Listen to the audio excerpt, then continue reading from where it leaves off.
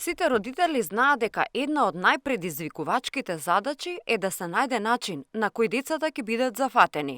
Истовремено ќе научат нешто ново и ќе се забавуваат, а за момент настрана ќе ги остават компјутерите и мобилните телефони. Паметните телефони и компјутерите се дел од секојдневието на човекот, како кај нас возрастните, така и кај децата. Малце е потешко кај децата да се оттргнат, но сето тоа пробуваме да го направиме со едукативни работилници и едукативни игри кои ги воведуваме во нашите центри.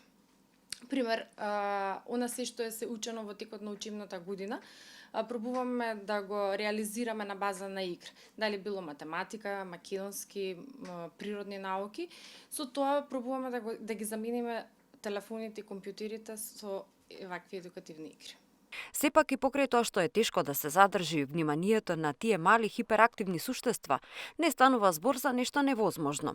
Посебно, ако сакаме за време на училишниот распуст да не ги занемариме читањето и пишувањето, а тоа децата да не го сватат како казна.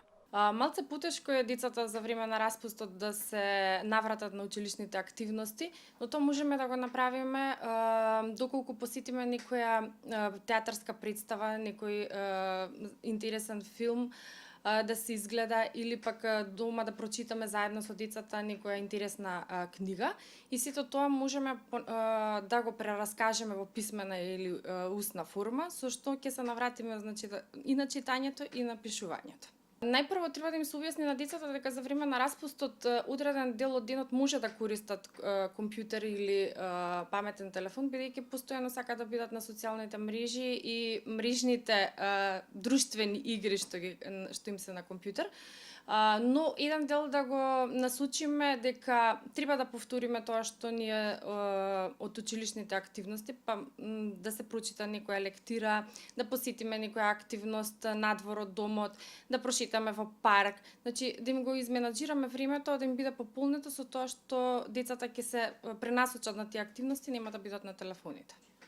Активностите кои можете да ги употребите се забавни и интересни, почнувајќи од сосема едноставни идеи до малку посложени активности, кои бараат експериментирање и со нови работи. Значи има многу друштвени и едукативни игри кои можеме дома да ги изреализираме со децата. Не лути се човече, брза географија, џангл игри каде што се повторува математиката на база на игра. Повторно ќе се навратам на некој интересен филм или представа на телевизија.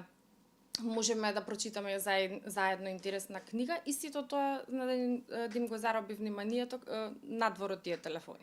Работата од врските си го прават своето, односно го скратуваат времето на родителот за поминување квалитетно време со детето. Едукативните центри се формирани за таа намена. Значи, тука работи соодветен образовен кадар кој се посветува на децата. За време на училишната година ги работиме училишните обврски, а за време на распустот кога се работи, значи училишните активности и училишниот материјал го повторуваме на база на едукативните игри и работилници. Еве конкретно за престојниот новогодишен празник кој ни предстои на сите, имавме работилница со изработка на новогодишни чоколадни елки, каде што децата беа фасцинирани од идејата и нешто поразлично каде што може да се фокусира нивното внимание. Потоа имавме кујна исто така чоколадни бомбици каде што изработија десерт и беа навистина изненадени, среќни. Имавме новогодишна представа која сами децата ја напиша и ја изигра. Без оглед на возраста на детето, родителите се оние кои ја имаат клучната улога во поминатото време на детето во домот. Најпрво би советувала дека треба да посветиме ние, возрастните, големо внимание на детето, да им ги покажеме навиките ние што ги правиме. Пример, доколку јас не го користам телефонот, ќе му го насочам дека и детето нема да го користи.